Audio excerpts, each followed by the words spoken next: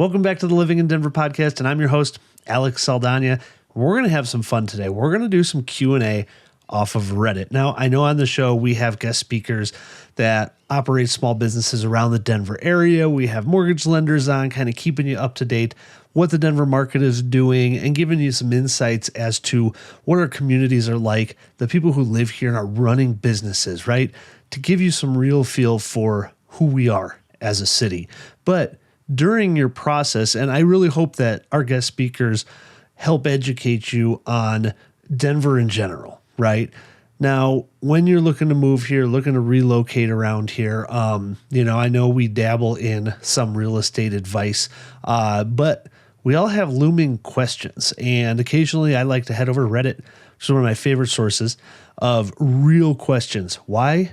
Because they're anonymous, right? And so people ask the heartbreaking questions, shoot, I'm supposed to close tomorrow. We don't have the funds available just yet. What do I do? The stuff that they're afraid to ask their agent, their lender. And I want to go over this and give you the real advice on what I would suggest these people do. And hopefully it answers your questions along the way. And for those of you out there, that have questions, feel free, drop a comment below. I'll put it on our next Q&A session and we'll get it answered for you. And if you don't know who I am, my name is Alex Saldana. I've been a local Denver agent since 2010, and I love helping people answer questions. So if you want to talk, just feel free. Give me a call, shoot me a text message. My phone number is down below, or it's in the description if you're listening. So let's just jump right into it and see what we've got today. So question, concern, comment number one. Why put a house on the market that you aren't ready to sell? It's an interesting one. So here's a little bit more context. Like the title says, what is the reason for doing this? I don't understand. My husband and I went to an open house, loved it, talked with our broker, and submitted an offer that day. Turns out they don't want to move. They're building a house until mid-August. They are unwilling to do the rent while we own thing. We offered this option, and they aren't planning on accepting any offers for a while. So unfortunately, we just had to move on and keep looking. Is there a strategy for doing this? Genuinely curious. That's a good question. I've seen some strange things over the years. Now, what I will say, I've got a client right now who we're getting ready to put his house on the market that is having a new build completed. And he thought it was going to be done 6 months ago, 9 months ago. Delays happen in new builds a lot, and they can take a long time. I mean, this person's new build is delayed by nearly a year here in Colorado because, unfortunately, our labor shortage is affecting all the contractors' timelines to get things done. Now, sometimes what you'll find is people in anticipation of selling their house to buy another one, specifically a new build, will want to test the market, okay? Meaning they'll put the house on the market, see if they get their dream offer in, but they're not really motivated to sell. They don't need to sell just yet. Now, you will often see rent backs asked for, okay? House is on the market. Hey, seller is open to selling, but needs a 30-day rent back, 60-day rent back. Over 60 days, I have been advised that should never be done. Why? So this is when it comes down to the mortgage, looking at your mortgage documents. I believe most of them state that the purchaser must have the intention of living in the home within 60 days of the purchase, right? Why? Why is that important? Well, the bank gives you a specific rate for having an owner-occupied loan, right? If I went to go buy a property as a rental, right? You were going out there to buy one as an owner-occupant. Well, your rate, let's say today, would be 7%. Maybe you get it down to 6.5% with some, points and buy down structure. My rate as an investor would be 1% higher on average than that. I would have to put down a minimum of 20 to 25%, and my interest rate would be higher. So I would be in at 7.5 to 8% today if you're in at 6.5 to 7. Okay, so they want to make sure that they're giving out an owner-occupied loan to a person that's actually going to live in the house, right? So that's number one. But on the sell side, It's not uncommon to see it when people are making bigger moves, stuff like that. And most buyers are usually happy to accommodate by a couple of weeks or a month. You probably see that in 25 to 30% of transactions is some sort of rent back, where you close on the property and then you become a renter in your own house. Sometimes, and all these terms are negotiated, right? You can get a free rent back, right? Let's say you're getting a good deal on the house. Part of the terms are, I will rent back the house to you at no charge. Or I will charge $500 a week, $1,000 a week, depending on the price point, whatever makes sense, to rent your house out to the current owner to stay there. Now, to not really want to take an offer, it's kind of a weird situation. So what we have right now, the bigger picture in the industry, and I try to be forthright with you guys on everything. I'm not blowing smoke ever. It's not my MO. My MO is information that drives decisions. Okay. I will never sell you a house. I will never try to sell somebody on a house. Houses sell themselves. We're here for the process, for the education, for the information to help make you make the best decisions you can for you and your family. But what we're seeing a lot right now is agents that are not maybe advising the best way. So in the industry in general, like my mortgage broker said, that near 50% of all loan officers did not renew their license in 2024. Why? Because there was no business. Refi business is toast, and new purchases are down 50% year over year. We've been down 50%. We're to a third of the transactions that we did 2 years ago, just to give you an idea. A lot of people have left the industry. So the ones that are remaining are either the ones in the hustle and the grind and doing most of the work. And then you have some agents that unfortunately are giving poor advice and just taking listings just to take listings, whether they're overpriced, doesn't matter. And occasionally we all do it because the market will set the price, right? We're not here to make promises on what things are supposed to sell for. We're here to help you get as much as you can. And if the market cannot bear that, then the market cannot bear that dollar amount. But you have a lot of agents who aren't guiding people, and you have a lot of sellers who want to guide the entire transaction, thinking they know what's best.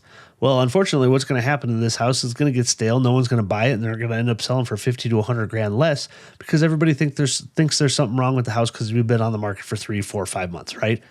Because everything's selling within 2 to 4 weeks in our current market. So why is your house on the market for 4 months? Well, it's because we didn't want to sell. Most people just don't buy that. So unfortunately, you shouldn't see that much. But yeah, you kind of see things like that occasionally. All right, moving on. This one's kind of good. Titled "Don't Buy a Condo." Right? It piqued my interest, to say the least. This is what I keep hearing from several people. They say things like, "What about the resale value or the HOA fees?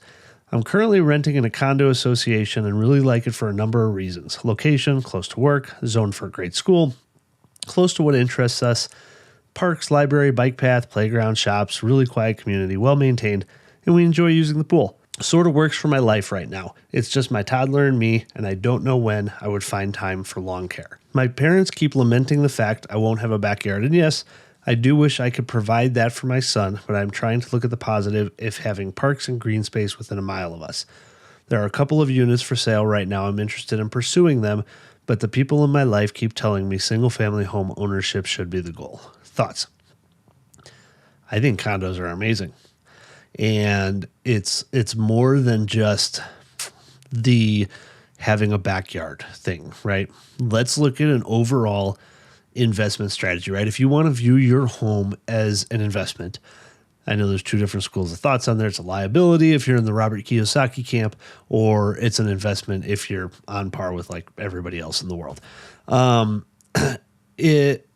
Condos, as our population ages, like look at the baby boomers right now. There are more baby boomers. I mean, I think 50% of the houses that are being sold right now are from the baby boomer generation. Okay. And what are they doing? They're moving into smaller places with less maintenance. Condos fit the bill, right? Look at retirement homes. When you look at how many retirement homes communities do you know of are a bunch of single family homes? Not many. Why? Because they don't want to maintain the outsides. They might be townhomes where the exterior maintenance is all taken care of. That's pretty much a single level, condo. But condos, that's what retirement communities are built like. Why? Because it makes sense.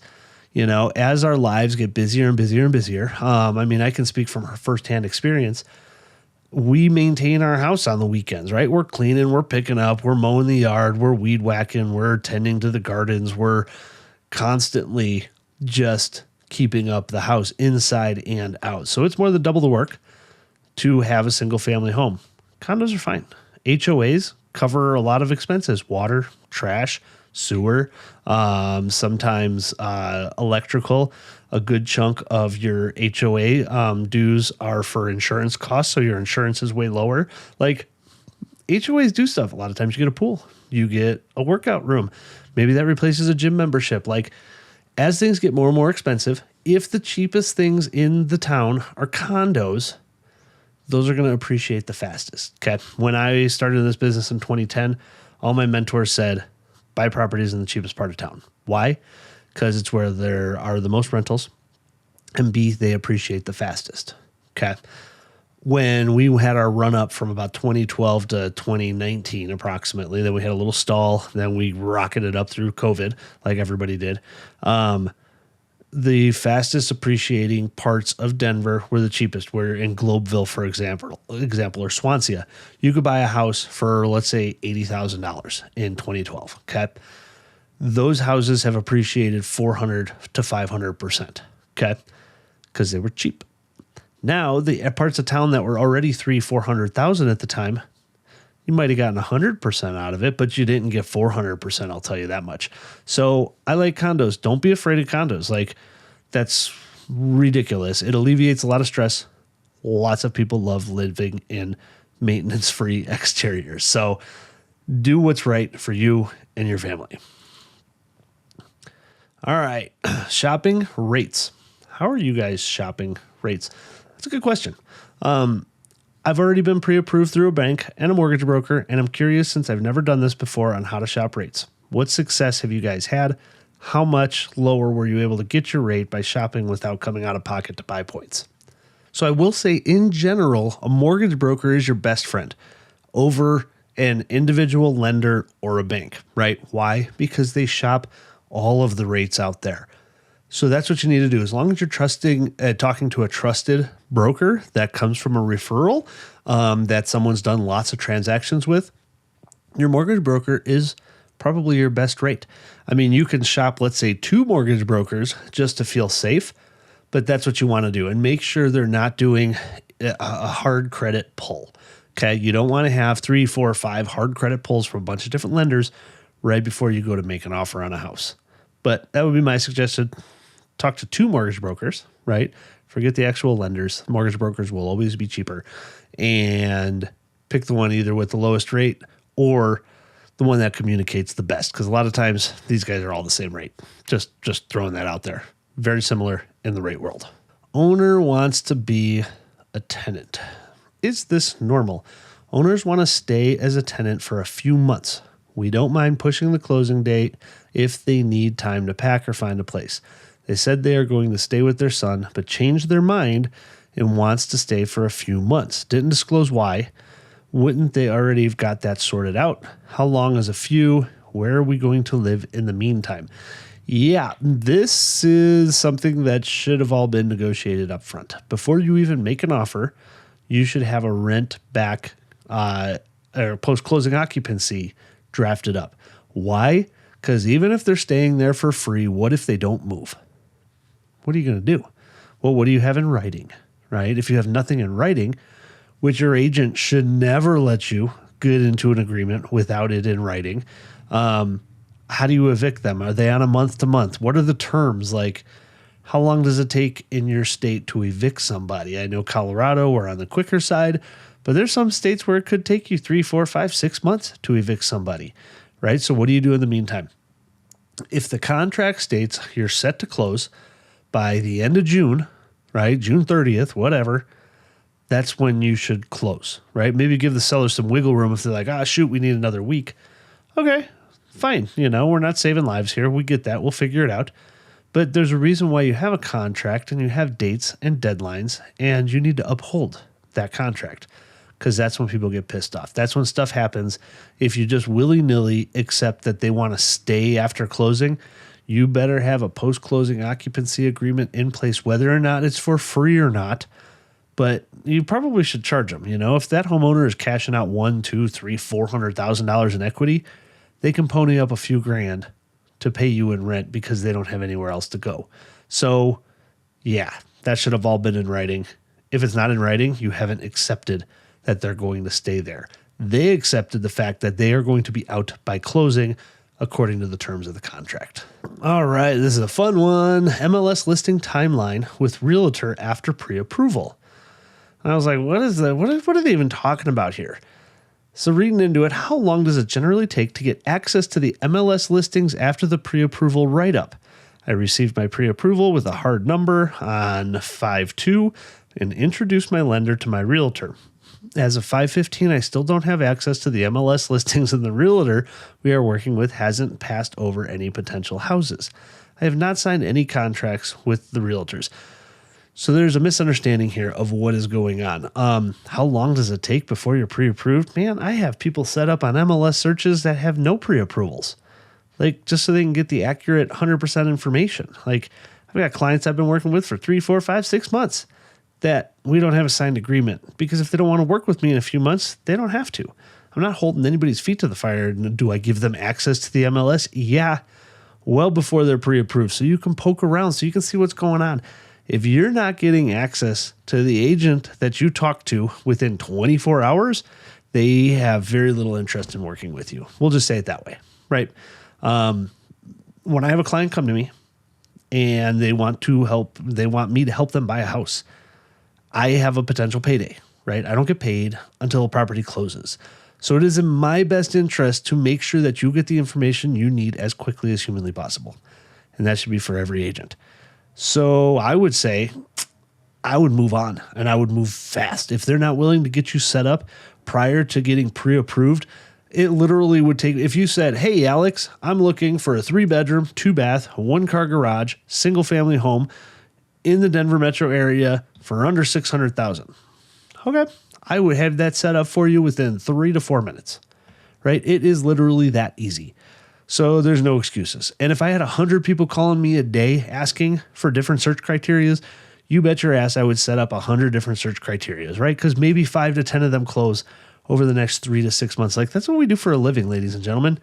If you don't feel like you're being taken care of properly, go on to the next agent, because there's a million of us. I mean, in Denver alone, there's 40-some thousand of us that are licensed. Now, out of that 40,000, only 50% have closed a single deal in the last 12 months. And out of the remaining 50%, only 10% have closed more than 6 transactions. So it's the 80-20 rule, but it's more like 95-5. 5% of us agents are doing literally all the business throughout the entire country because we're the ones treating it like a business. Everybody else is just kind of dabbling, and it's so cheap to get your real estate license. Heck, I think I got mine. It was $2,500 and I had it in 2 weeks. That doesn't teach you how to do anything with the business. But then it was another 5 years before I worked with a traditional client, because other than that, I just bought and sold for myself. I figured if I could do it for myself this efficiently, I can probably do pretty well for other people. And you know what? It works. So yeah, move on, hon, if you're not getting the information you need from your realtor. All right. Here's another good one. Faster data. Is there a way to access the sale price of a home before it closes? Most realtors in my area do not share what the house sold for, only that you lost. This data would be very helpful to guide future offers as our market changes fast. I am tired of waiting 3 months to find out we were off by $40,000. If you missed out on an offer and it took 3 months for you to find that information out, something is seriously wrong. It doesn't take 3 months to close. In a competitive market, 3 to 4 weeks is what it takes to close. So you should have that data as soon as it closes. But yeah, most people don't want to release that information when you're still on the market and not closed yet. Why? Because things change, right? So let's say you have a house on the market for $500,000. Let's say, you have a bunch of offers and it goes for $520,000, right? Do you want to release to other potential buyers what it's under contract for if it falls apart? No, probably not. Now, what happens if inspection comes up and instead of doing repairs, the buyer asks for $10,000 to $15,000 worth of stuff, and maybe you just knock the price off the house, right? So now you're at 505, right? And now someone else thinks that, well, shoot, we offered 515 and we didn't get the house. Well, they renegotiated after inspection. Totally possible. But no, your real estate agent that you're using to help you buy a house should have good enough information to help you during this process, right? Some houses, there's just no rhyme or reason as to why they sell for what they sell for. If you're constantly missing out on buying a house, first of all, we're getting into the summer months. This is your time to strike as a buyer, okay? This is when the market softens. It doesn't soften in September and October. It softens in the middle of June, like big time. July, super duper soft. Most amount of sellers and an okay amount of buyers. The market is fairly well balanced come the summer months, and that's your time to strike as a buyer. You should not be missing out, not in 2024. You should not be missing out on houses by $20,000, $30,000, $40,000. If you're using a discount broker to help you on the buy side, that could be part of the reason. Not sure what your situation is.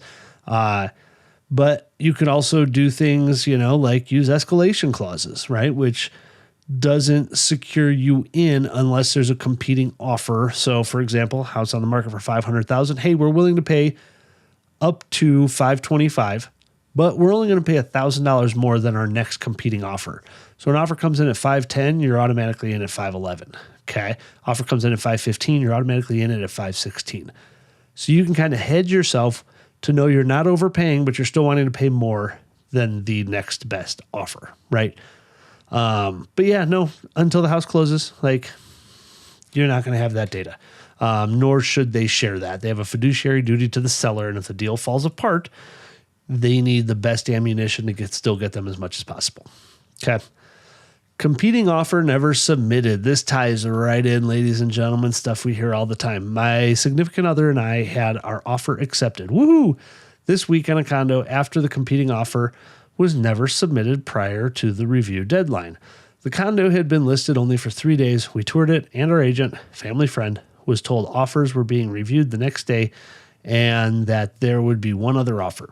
For context, this is in a high demand market, more for houses than condos, but in our time searching for places, there haven't seemed to be many bidding wars as places are going for the listed price. Pretty common right now. Since we are aware of competing offer, we set ours at the listed price with an escalation clause, here we go, to max out $25,000 over. We got word that our offer was accepted and the other was never submitted. We most likely would have still offered list price, but would have taken more time to think and review the HOA docs. You can do that while you're under contract. It seems weird that the listing agent can just claim another offer will be submitted that forces more competitive offers without proof. I would like to say most agents probably operate with goodwill, but I would bet some do not. Does this happen all the time? Yes, it does. Sometimes the mere mention of another offer coming in is enough to make people do dumb stuff. Okay. On the listing side, my job is to give the seller as much as possible. I had one a couple of years ago where we had a lot of activity, had a lot of phone calls. This was right when interest rates started to peak up. And everybody who called me was, hey, anything else on the table? Hey, any offers on the table? Any offers on the table? And no, but I was having lots of good conversations. And so I had one come in that was like, hey, anything on the table? Nope, nothing's coming in, but I was told that there was another one getting submitted, which is what happened. They came in at $65,000 over ask. The other one never submitted, right? Or at least it was going to be too late. And that night we accepted the one at $65,000 over, right? It was like 15% over asking price. It was nutso. And I did not lie at all. I told them exactly what was going on. But the emotions run high, especially on the buy side, especially when you're competing a lot with multiple offers. And so sometimes you can do dumb stuff. And they did dumb stuff. They should have used an escalation clause, and that would have solved their problems. Some sellers don't want to entertain escalation clauses. It gets messy because if you get two in, what do you do? So there's some definitely things to navigate. But in this case, you offered list price, you got it. You're moving forward. Forget about it. Doesn't matter what did or did not happen. You didn't offer $50,000 over for no other competing offer. That's the worst case scenario, right? If you like the house, you bought it, you can have time to review the HOA docs once you're under contract. Like you have due diligence docs and association docs deadlines in there. Review them at that time. Like I don't have HOA docs prior for the most part to give to potential buyers. Like we usually order those once we're under contract. So it is what it is. But yes, it happens all the time. And yes, I have talked to many of an agent who are just lying sacks of crap and just lie about what they've got in their possession. So when you do write an escalation clause, make sure in that clause that you require proof of the next highest competing offer. So it goes something like this. House is for sale at $500,000. I'm willing to offer up to $525,000, paying $1,000 or $2,000 over the next highest competing offer, right? Up to $525,000 with proof of next highest competing offer. So if an offer comes in at $510,000, I will offer $512,000 as long as you provide me proof of that offer at $510,000. So can someone trick the system? I'm sure the heck they can, but God, we got licenses on the line. I don't know anybody who would go that far, but I'm sure there's plenty. Whenever there's money, there's going to be corruption, period. All right, next. Disappointed that offer wasn't accepted. Happens all the time. Just got feedback from our agent that our offer was not selected. About to plunge back into that old pit of despair about getting all hyped up about buying a place. Am I just screwing myself by not offering way the fuck over asking price? The first place had a few problems and was on the market for a month. So I offer $10,000 under because I'm going to put that much into it for repairs. But suddenly we were outbid the day after we turned in our offer. Funny how that works, isn't it? This time around, we offered asking price plus some escalation. Here we go. Third one with escalation clauses in it. Seller wanted highest and best offers. 6 other offers were put on this place. I'm kind of tight with our money, especially on something as expensive as a house, so I probably could have made a better offer, but the house isn't worth that much. We'll address that. How the fuck am I going to ask the bank, money please? I offered $30,000 more than the value of the house. Should I just keep saving it at this point? Renting isn't too bad in my area compared to a mortgage. I'm just sick of terrible apartment neighbors. And rant. A house is worth what somebody is willing to pay. That's it. A house is worth what somebody is willing to pay. So the value of the house, like, okay, it's if someone's asking $500,000, it doesn't mean that the house is worth $500,000. It could be worth $450,000. Could be worth $550,000. They could have underpriced it. There could be multiple buyers. That's how markets work, right? So by saying I'm not going to offer more than what the house is worth, well, if it's worth $520,000 to somebody else, then, well, I mean, if you don't want to compete, I understand that. But if your logic is I don't want to offer more than what the house is worth, the market sets what the house. If you think the house is worth $600,000, then it's worth $600,000. That doesn't mean it's going to appraise for that amount, but you have those checks and balances in place. And yes, you can go to the bank and say, "Hey, I offered $530,000 on this place. Like, can we get appraised for it?" And they will go through their due diligence. They will do an appraisal on it. Maybe it appraises at $520,000, and now you got a $10,000 gap. What do? Well, you either A, bring that money to the closing table, or B, you drop the price by $10,000 on the house, or C, you blow up the deal and everybody starts from, ground zero again. Those are pretty much your options. And it depends on how the contracts are structured. If you promised an appraisal guarantee, if you didn't promise one, there's lots of ways to kind of handle that. But no, I've had lots of people over the years, mostly engineer types, right, that want to outlogic the market. And that's not valid. Doesn't exist, right? Because what something is worth today is not what it was worth 5 to 10 years ago, nor will it be worth that in 5 to 10 more years, okay? Something is worth what somebody is willing to pay. That 1967 classic car is worth more today than it was 40 years ago, right? But not worth as much as what it was worth 70 years ago, right? Like things do this, and that's up and down. Pricing wise, depending on what kind of market you're in and for what sort of commodity, you're looking at. Houses in general, if you want to live there and you got to offer $20,000 more, and it's going to cost you another $30 a month because you're borrowing more, suck it up, buttercup. That's what a competitive market is about. If you're not comfortable with that, then don't offer on houses that just got on the market. Go look at houses that have been on the market for 2+ weeks and go lowball the hell out of them. Okay. If that's what you want to do, if you're just looking for a deal on a house and your spouse isn't, killing you because we need to be in a certain school district, then go find your deal. Go get your deal. And there's a strategy to do it. You just need to do it. And it's not by looking at houses that just came up on the market. I will tell you that much because that's what has the most competition. So, ladies and gentlemen, I want to thank you for your time again. And I'd love to talk to you, right? If you got any questions, comments, concerns, just want to chat about the market, give me a call.